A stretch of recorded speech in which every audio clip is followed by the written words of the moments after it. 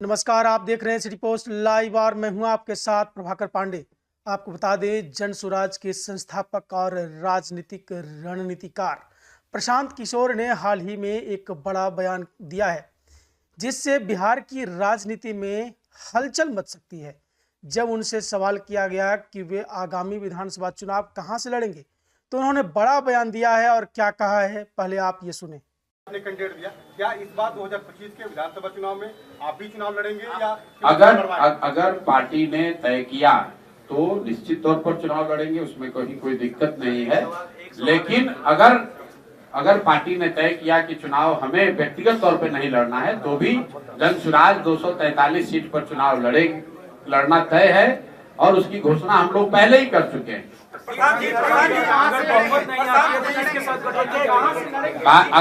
अगर बहुत कहां से लड़ेंगे तो भैया जहां से पार्टी तय करेगी वहां से लड़ेंगे। अभी हमारे नाम से, क्योंकि आप में से कुछ लोगों को पता होगा कि अभी जन स्वराज में आवेदन की प्रक्रिया चल रही है। जिसको चुनाव लड़ना है वो लोग आवेदन दे रहे हैं। तो मेरी ओर से, मेरे नाम से किसी ने राघोपुर से आवेदन दिया है, लेकिन अभी ये तय नहीं हुआ है। पार्टी में अगर तय होगा तो लड़ेंगे। अगर बहुमत नहीं आती है तो क्या किसी के साथ गठबंधन करेंगे?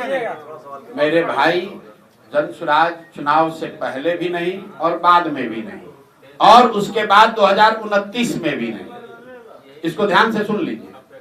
2025 में भी 243 लड़ेंगे और चुनाव के बाद जितना भी सीट आए 2029 में भी 243 ही लड़ेंगे। एक सीट कम नहीं लड़ेंगे। तो गठबंधन का सवाल ही नहीं है, न पहले न बाद में। क्यों नहीं है? जब हम लोग व्यवस्था बदलने की बात कर रहे हैं, जब हम लोग दूसरे पार्टियों से अलग व्यवस्था की बात कर रहे हैं। तो आप सुन रहे थे, उन्होंने कहा अगर पार्टी कहेगी तो मैं कहीं से भी चुनाव लड़ सकता हूं। प्रशांत किशोर का यह बयान तब आया जब उनसे यह पूछा गया कि क्या वे राघोपुर से चुनाव लड़ेंगे। राघोपुर विधानसभा चुनाव क्षेत्र इस समय बिहार के नेता प्रतिपक्ष तेजस्वी यादव का क्षेत्र है। इस पर उन्होंने कहा, मेरे पास कई लोगों का आग्रह आया है कि मैं राघोपुर से चुनाव लड़ूं। हालांकि पार्टी ने इस पर कोई फैसला नहीं लिया है और अगर पार्टी मुझे कहेगी तो मैं वहां से भी चुनाव लड़ने के लिए तैयार हूं। प्रशांत किशोर ने यह भी स्पष्ट किया कि वह पार्टी के निर्देशों का पालन करेंगे और अगर पार्टी ने कहीं से चुनाव लड़ने का निर्देश दिया तो वह उस क्षेत्र से चुनाव लड़ेंगे।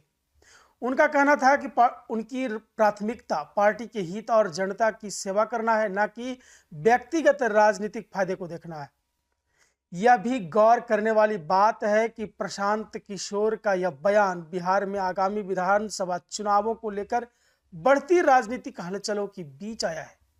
उनके इस बयान ने राज्य की राजनीति में एक नया सवाल खड़ा कर दिया है कि क्या अब वह नीतीश कुमार के गठबंधन में शामिल होंगे या फिर खुद की पार्टी जन स्वराज के जरिए चुनाव लड़ेंगे।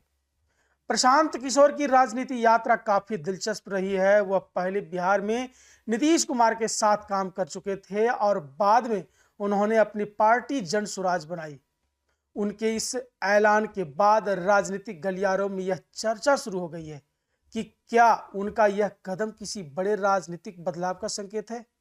अब यह देखना दिलचस्प होगा कि क्या उनकी पार्टी आगामी चुनावों में मुख्य विपक्षी दल के रूप में उभरती है या फिर वह किसी गठबंधन का हिस्सा बनकर चुनाव मैदान में उतरेंगे। इस बयान के बाद बिहार की राजनीति में अगले कुछ महीनों में कई उलटफेर हो सकते हैं, खासकर तब जब प्रशांत किशोर जैसे प्रमुख राजनीतिक रणनीतिकार ने चुनावी रणनीति को लेकर अपने इरादे स्पष्ट कर दिए हैं। फिलहाल इस खबर में बस इतना ही। आगे की खबरों के लिए बने रहे मेरे साथ। वीडियो को लाइक करें, शेयर करें, चैनल को सब्सक्राइब करना ना भूलें। धन्यवाद।